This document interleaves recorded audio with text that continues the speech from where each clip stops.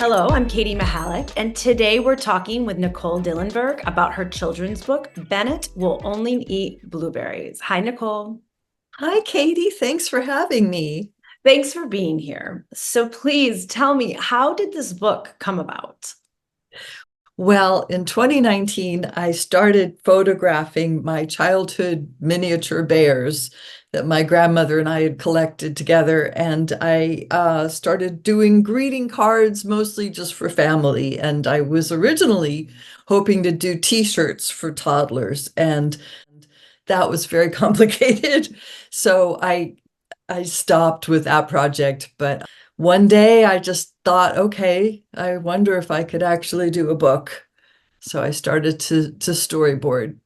Where did this passion between you and your grandmother come from in regards to collecting the bears? Oh my gosh. Well, I think it actually goes back to the late 50s. All of the bears are post-war West German. And my mother actually had some very beat up little bears. And then my grandmother started to collect them when I was little. And she actually made me a bear house out of a cardboard drum and covered it with paper mache. And oh my God, I thought it was like a mansion. I thought it was the most amazing thing. And really, I'm almost embarrassed to say, up until I was 12 or 13, I was making little clothes for them and working with the props and stuff. So I got heavily into it. I think you'd be surprised at how many young people up into 12, 13, and maybe even 14 make clothes for dolls or Barbies. I know I definitely was doing clothes for Barbies, Oh, at least up till 12. So yeah, I hear you on that. So it's interesting because the photos, I feel like they're very, they're so particular. They almost remind me of the GAF Viewmaster reels of fairy tales and nursery rhymes from the 1950s and 60s, which yes. kind of, yeah, it gives it a nostalgic feel that might not, just be for kids. I mean, kids aren't going to understand the nostalgia, but one reading the book might have that feeling.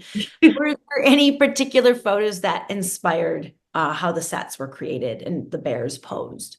When I was growing up, I had these postcards from W.C. Jones, who was a licensee of Walt Disney, and he did these wonderful Lanticlear cards that were printed in Japan, and they were so saturated with color, and they had these blue tones and all these dollhouse props, and I just used to stare at them, and it was like a form of stress release. So, can you tell me a little bit about where the bears come from? Yes, all of the bears are antiques from post-war Western Germany, and they stopped manufacturing them in the early 1970s. So my grandmother started frantically collecting them before these various toy companies went out of business.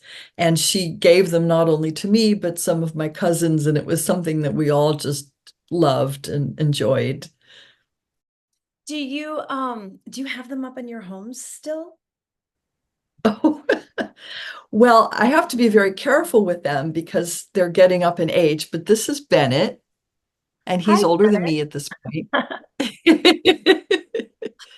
And I keep them in uh, sort of a shoebox contraption that I invented. I sort of lined it with felt, and I'm just very careful that the air doesn't get to them and that they're not really exposed to plastics and stuff, because I don't know what I would do. I would cry if anything happened to them.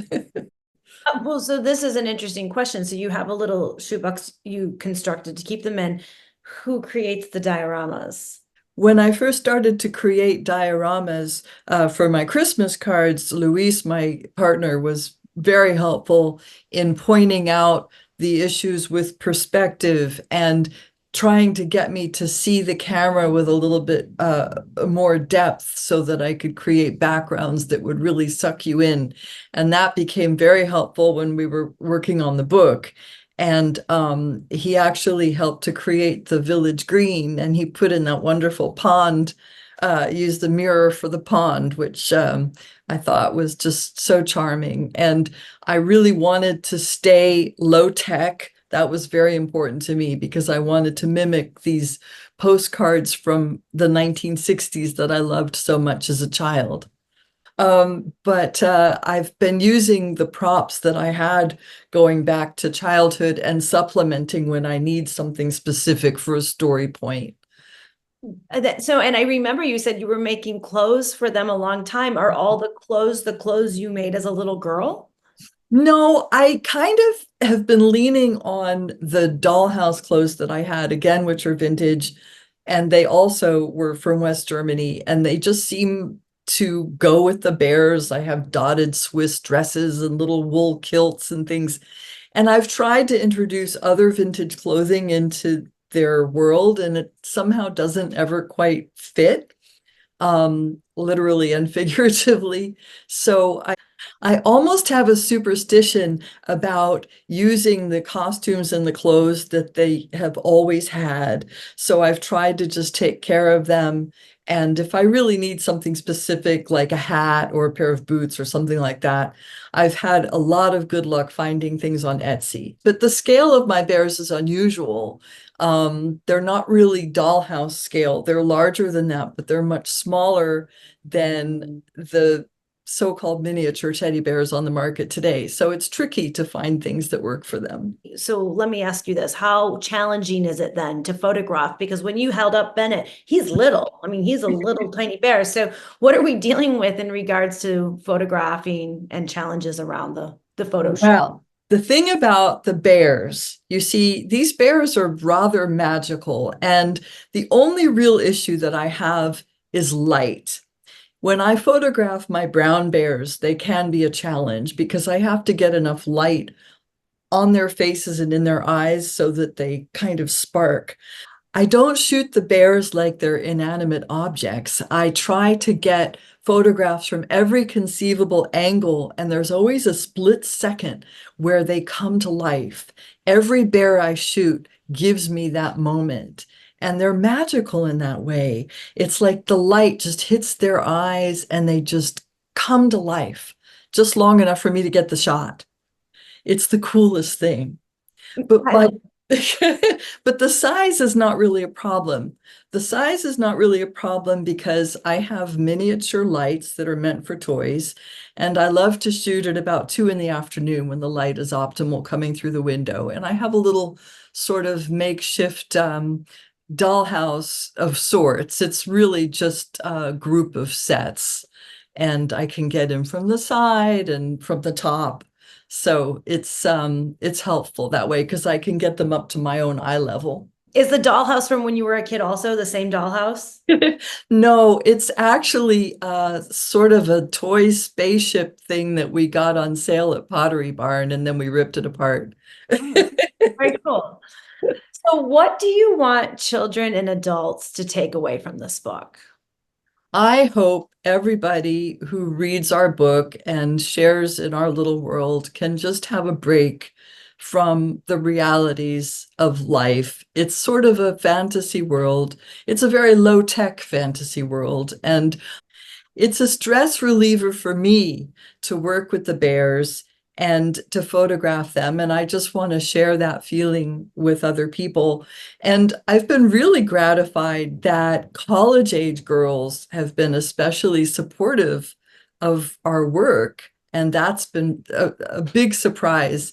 And it's also been real wake-up call because I think that people are so stressed out. And again, I think that unfortunately, young women are very pressured when it comes to food issues. So maybe that's part of it too. What specifically, like how have these younger college women supported you? We're on TikTok, and I've started doing corny little videos on TikTok with the bears, mostly for promotions. And I've been stunned at the thousands of views that I've gotten on some of these silly little videos that I really have just been doing myself. And the biggest age group for viewing these videos has been girls ages 18 to 24. That's really cool. That's a surprising outlet. I like hearing this. That's very cool. I have one quick question back to the narrative. I wanted to know why blueberries? Why blueberries? Well, I love blueberries, and I think that bears are probably impartial when it comes to berries, but they definitely love blueberries, berry and berries, boys and berries and things. And they're very beautiful to photograph. It just kind of came to me. I love it. Okay, it's actually one of my favorite berries, so we're good with that. So after doing postcards and greeting cards with the Bears for many years, how did it feel to finally, to put this book together and then hold it in your hands? Oh my gosh. Well, it's so funny that you should ask that because as a younger writer, of course, that's the fantasy to hold a book that you've written that you finally gotten published in your hands. When I started working on the book with Bruce, first of all, I was so grateful to have such a strong, kind editor, a really hardworking and talented editor, I might add. I really lucked out with Henry Gray Publishing. I still didn't know if it was really going to work, if the book was really going to come together. And I just kept working on it. And in the process of editing, you keep tweaking and changing. And there's always like this subtle moment where you cross the finish line and you realize, oh my gosh, it's not mediocre, it's actually good. And my family is not going to be embarrassed on my behalf. And now I can promote it and feel really relaxed and comfortable that it's good. And that's the best feelings. And now you have Bennett will only eat blueberries. Yeah. So will there be more Bennett books in the future? Yes, and we're very excited. We just decided to do a Spanish version of the book, which Luis, my partner, is going to translate the text for. And I'm also in pre-production on a Bennett ABC book, which I'm very excited about. And we have another story that's coming down the pike with a little female cousin of Bennett's. And I don't want to give away the story yet, but we definitely are going to introduce other characters. I kind of want to get back to the den a little bit more. We have 3 families of bears that live in the den, and Bennett is just one of the kids in the den. I love that. That's great. That's great. Thank you so much for talking with us today. Thank you so much. Oh, thank you, Katie. It was such a pleasure to meet you. Thank you. Look for Nicole Dillenberg's new book, Bennett Will Only Eat Blueberries, at henrygraypublishing.com or ask for it at your favorite neighborhood bookstore.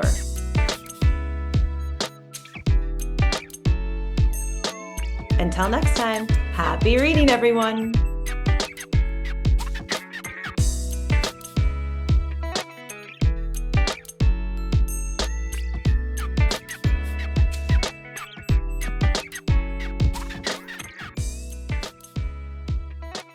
And this is one of my Lanticleers.